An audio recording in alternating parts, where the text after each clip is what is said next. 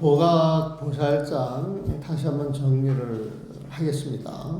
원가경에 12보살로 나누어서 부처님한테 질문하고 답변하는 형식으로 부처님의 가르침이 전개가 되는데, 맨 처음에 문수보살은 부처님 마음을 이야기하고, 보현보살은 부처님 마음에 들어가기 위해서 무명을 깨트려야 한다고 하고, 보안보살은 그 무명을 깨트리기 위해서 세상의 실상을 알아야 한다. 삼라만사 일체 모든 것이 헛개비인 줄 알아야 한다. 그렇게 보는 안목을 갖춰야 한다. 그래가지고 한 보살이 등장했었어요, 보면은. 그래서 부처님 마음 무명 세상 일체가 화리야 이렇게 이야기를 하면 척 알아들어야 되는데, 상근기 이외에는 머릿속에 늘 우리가 시비하고 분별하고 의심하는 게 습관이 되어 있으니까 이제 의심을 일으켜서 법문하는 과정에 이러이러한 말씀을 하셨는데 이게 앞뒤가 맞지 않는 것 같다. 그래가지고 이제 질문을 해요. 의심을 이제 제기를 하죠, 보면. 그래서 그 중생들 그 의심을 끊어주기 위해서 이제 금강장 보살의 금강의 지혜로 이제 그 의심을 끊어주는데, 중생의 마음을 시비 분별하는 마음, 윤회하는 마음, 생사하는 마음으로 생사가 없는, 의심이 없는, 분별이 없는 부처님 마음을 알 수가 없다. 중생의 마음으로 부처님의 마음을 알 수가 없다는 거예요, 보면. 그러면서 부처님 마음을 가져야 알 수 있는 것이지, 그렇게 이제 이야기를 해주면서, 그럼 도대체 우리가 윤회할 때 그 윤회하는 그 마음을 일으키는 그 근본이 뭐냐? 들여다보니까 애욕심이다. 애욕심 보면 욕심이 많아가지고 집착을 통해서 그런 분별심을 집착을 놓지 못하기 때문에 분별이 늘 금이대 잠복이 되어 있는데, 그 애욕이 윤회하는 마음, 생사하는 마음의 근본이다. 그래서 애욕을 끊어야 된다. 그래서 미륵보살이 무언가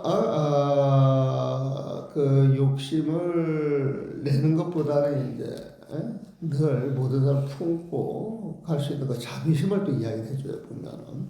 그러면서 그 애욕이라고 하는 것, 그 의심이라고 하는 것은 어리석음에서 오는 것인데, 그 어리석음을 끊어주기 위해서 청정의 보살이 이제 등장을 하고, 그러면서 그 어리석은 마음 때문에 애욕심을 일으켜서 뜻대로 안 썽을 내는데, 썽내는 모습이 굉장히 추악하다. 추악한 모습을 없애려고 하면은 늘 우리 자신을 챙기고 통찰할 수 있는 그 힘이 있어야 되는데, 그래서 그 마음을 챙기고 통찰하는 그 수행법을 가르쳐 주면서 사마타, 삼마발제, 그다음에 이제 선나를 이야기합니다. 사마타, 삼마발제가 어려운 말인데, 이거를 이제 우리말로 쉽게 풀이하면은 사마타라고 하는 것은 마음을 고요하는 마음으로 이제 수행을 해 나가는 거. 그런 걸 이제 사마타 수행에 마음을 집중해서 막념이 없도록 하는 거. 그다음에 사마발제 수행이라고 하는 것은 내 앞에서 보이는 그 모든 것의 실상이 무엇이냐 통찰하는 거야. 하나하나 분석하고 살펴보면서 통찰하는 거예요, 보면. 그래서 하나하나 분석하고 통찰하면서 분석하고 통찰하는 그 자리에 집중을 해가지고 있는 법에 그 실상이 무엇인지를 알아가는 게 삼마발제간이다. 이건 이제 부처님 지혜를 가져야 통찰할 수 있는 힘이 생기는 걸 보면, 이 삼마발제를 바깥에서 이야기만 하는 그 빗바사나 또 윗바사나 같은 말이다. 그래서 삼마발제를 부처님 지혜로 세상의 실상을 통찰한다 그러면은 부처님 마음에서 부처님 지혜가 나오는 것이고, 부처님 지혜가 있는 자리에 부처님 마음이 있기 때문에 부처님 마음 속에 부처님 지혜이고, 부처님 지혜 속에 부처님 마음이 있다. 이것을 불교에서 즐겨 말하는 중도법이라고 그런다. 중도법이라고 하면 한치의 오차도 없이 한치의 오차도 없이 여기 중이에요, 보면은. 부처님처럼 살아가는 게 도예요, 보면은. 법. 한치의 오차도 없이 부처님처럼 살아가는 법은 부처님 마음에서 부처님 지혜로 살아가야 돼. 그게 가능하단 말이야, 보면. 그래서 그걸 중도간이라 그러는데, 사마타, 삼마발제, 선나간을 거기 이렇게 배들을 하게 되면, 부처님제, 부처님 마음, 부처님제, 중도, 중도간이라고 이야기할 수가 있는데, 선나간은 중도간이라고 이야기할 수가 있는 거예요, 보면. 그래서 그 세 가지 수행법을 이야기하면서 세 가지 수행법 이야기를 들어도 내가 이리로 해야 되나 저리로 해야 되나 판단을 못해. 들여다보면 마음을 부여하는 것도 좋은 것 같은데 세상 시상도 좀 살펴야 될 것 같고 살피는 것도 좋은데 무언가 좀 마음을 부여할 필요도 있고 그래가지고 자기의 근기에 따라서 이렇게 들여다보게 되면 한 가지에 집중을 못하니까 요 수행법을 적절히 조합을 해가지고 25가지로 나눠서 이런 수행은 영원히 끊임없이 지속이 돼야 된다. 그래가지고 25륜 파괴륜자를 써요. 이 파괴륜자를 쓴다라고 하는 것은 끊임없이 지속되어야 한다. 이런 메시지가 그 파괴 속에 들어있는 거예요. 보면. 그래서 25가지 수행법을 끊임없이 진행하면서 간법 수행을 해야 되는데 그걸 25륜 간장을 보면 그것을 변음보살장에서 이야기를 해주는 거예요. 보면 썩내는 건 위덕자재보살장, 그치? 썩내는 건 위덕자재보살장에서 사마타 삼마발제 첫날 이야기를 했으면 변음보살장에서는 그걸 25가지를 이야기를 해주는 거예요. 보면. 그러면 그렇게 되면은 그 선에서 공부가 자기 공부는 끝나는 거예요. 자기 공부는 하나가 더 남았지. 거기에서 하나 더 나아가가지고, 25가지 수행법으로 이렇게 챙겨가가지고, 이제 우리 일상생활을 잘 정제를 해서, 이제 수행자다운 모습을 딱 갖추는 거예요. 보살다운 모습을 갖추는 거야. 선한 불제다운 모습을 갖춰. 참, 보기도 좋고, 멋있게 사는 것 같고, 흠이 없는 것 같은데, 그 사람 마음 속에서는 끊임없이 나라고 하는 게 이제 숨어 있어. 그게 이제, 업장으로 커지기 시작하는 거지 보면. 그래서 눈에 보이지 않는 거네. 여태까지는 눈에 보이는 본능을 잡아냈는데 중생심이 어느 정도 사라지게 되면 아주 맑은 기운만 남아있는데 그 맑은 기운 속에서 나라고 하는 게 숨어 있어요 보면은. 그래서 그거까지 뿌리를 뽑아야 되는데 그 미세한 본능을 아상, 인상, 중생상, 수자상 사상으로 이야기를 했어요. 정답자에서 보면. 근데 이 사상은 금강에서 말하는 사상하고는 내용이 많이 다르다. 하지만은 근본적으로 따지고 들어가면은 사실 같은 거예요. 금강에서 말하는 그 사상이라고 하는 눈에 띄고 거칠게 드러나는 걸 가지고 이야기를 하지만 그 미세한 번뇌도 전제하고 하는 이야기인데 정접장 고세는 미세한 걸 이야기를 하면서도 결국 그게 거칠고 추하고 큰 망상덩어리 본대로 드러나는 것이거든요 보면은. 그래서 이거를 건강의 사상은 다르다 그래가지고 그 중점 두는 부분이 다른 것이지. 건강의 사상은 거친 측면에서 다루고 있고 정접장 고사는 미세한 부분에서 다루고 있고 이렇게 정리를 하는 게 더 맞는 것 같아요. 제가 볼 때. 여기서 그런 얘기를 안 하지만 제가 볼 때는 그래요. 보면은. 그래서 그 업장이 뿌리 뽑아져가지고 무명까지 사라진다 그러면은 이제 깨달음을 얻게 되는 거죠. 완성을 하는 거예요. 보면. 완성이 돼가지고 내 공부가 끝났다. 그러면 이제 중생제도 길을 떠나는 거예요. 보면. 부처님 앞에서 본문을 놓고 깨달은 사람들은 전부 각자 인연이 있는 다른 길로 가라 그래요. 그래서 다른 중생을 깨우치려는데 모든 중생을 깨우친다라고 하는 그런 마음을 이제 시작을 해야 됩니다. 그걸 보각보살, 두루 깨우쳐주는 보살이 이제 등장을 해서 이야기를 하는데 우리가 공부가 됐을 때는 흔히 그 선지식을 만나서 그 공부 전공을 받고 난 다음에 보림하고 나서 힘이 생기고 어떻게 정법을 하거든요 보면. 선지식을 먼저 만나야 된다 그러는데 그 선지식은 누구를 말하느냐? 정지결을 가진 사람을 말한다. 그러면 정지결이 뭐냐? 정지결 직연은 척 알고 보는 거예요. 보면 척 알고 보는 거예요. 보면. 그 척 알고 보는 건 어디에서 나오느냐? 부처님 마음에서 나와. 그래서 우리가 정직연 수행에서 정자가 들어가면은 제가 경을 보면서 어록을 보면서 대자가 나왔을 때 그 대자는 이게 좋은 뜻 같다 그러면 부처님 마음으로 보라 그래요. 정자도 그래. 정자도 보면 팔종도 할 때 정자, 정직연, 정견, 정관할 때도 정자예요. 그래서 우리가 정직연, 정관, 정견 이야기할 때 말은 많이 들어봤지만 이게 도대체 무슨 말이야? 참. 그런데 이제 우리가 흔히 그런 말을 들었을 때 옳고 그름에서 오른쪽에서 본다 이렇게 생각을 하거든요. 보면.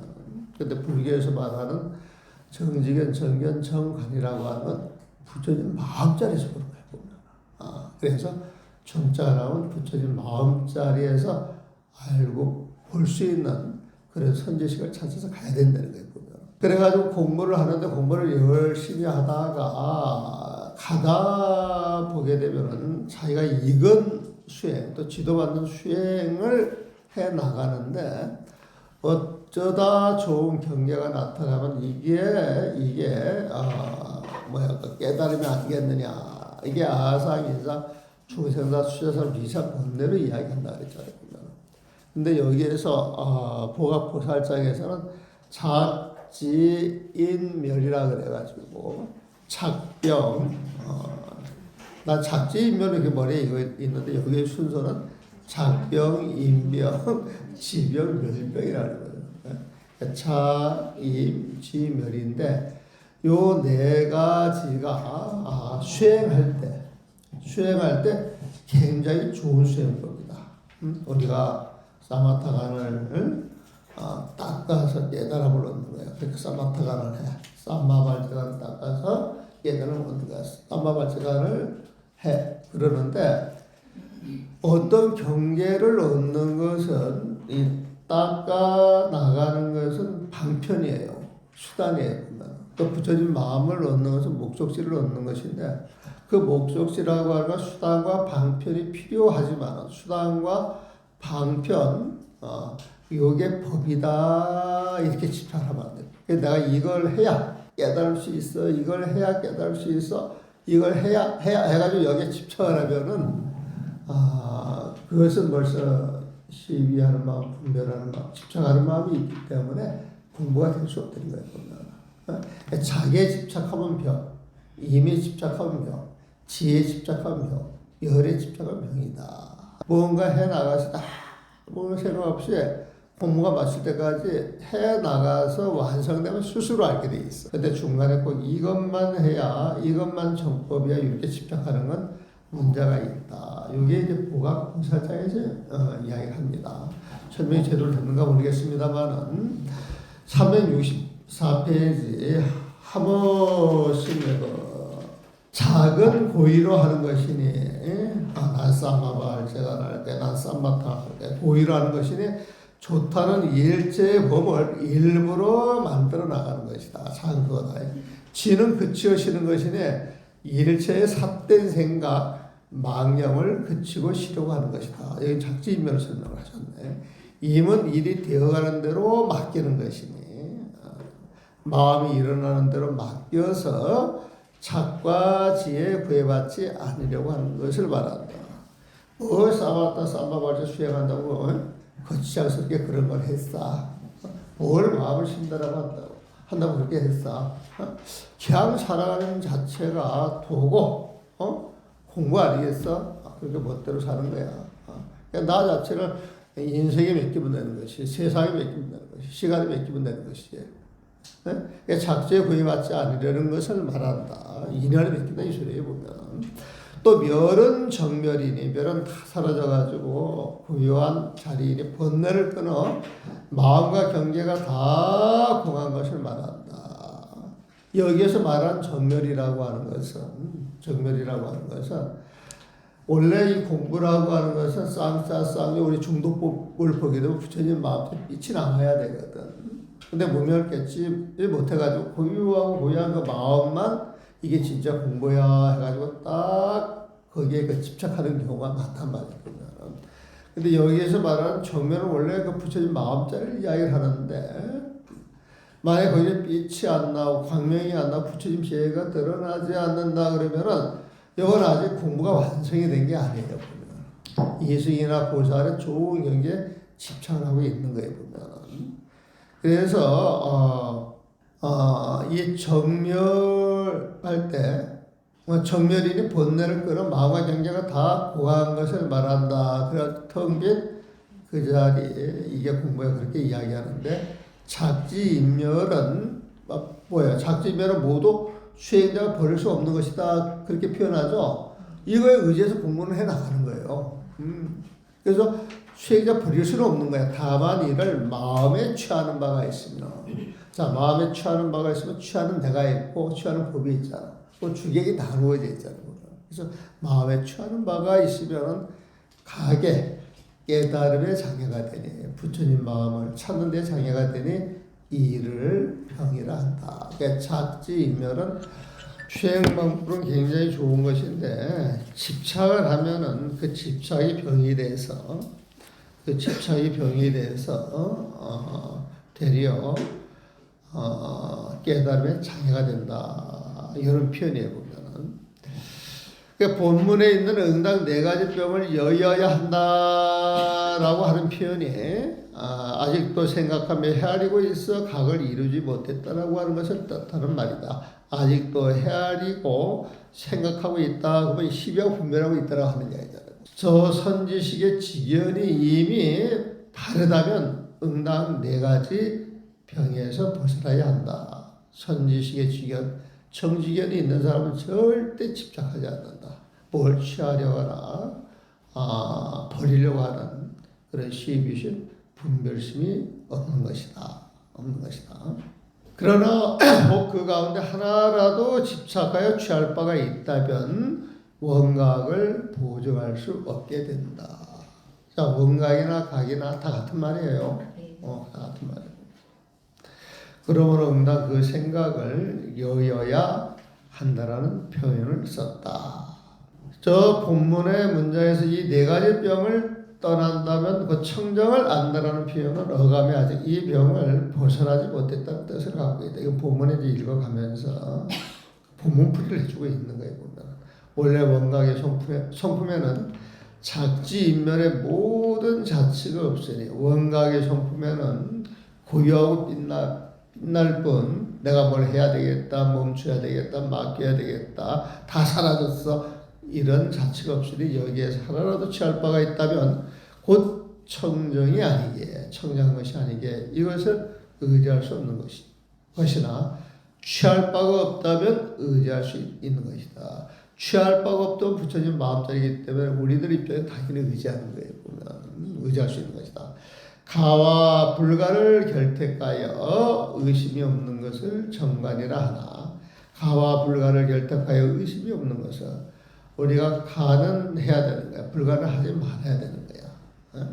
근데 그걸 결택해서 의심이 없다 소리는 100% 옳다 소리거든. 보면. 그래서 의심이 없는 것을 정관이라 하나. 정관이나 정지가 같은 말이에요. 사실은. 그렇지 않다면 사관이라 한다. 여기 사관은 사자를 써가지고 잘못된 관. 삿된 관이다. 이것이 두 번째 질문에 대한 답변이다. 그랬어요. 질문 있으세요?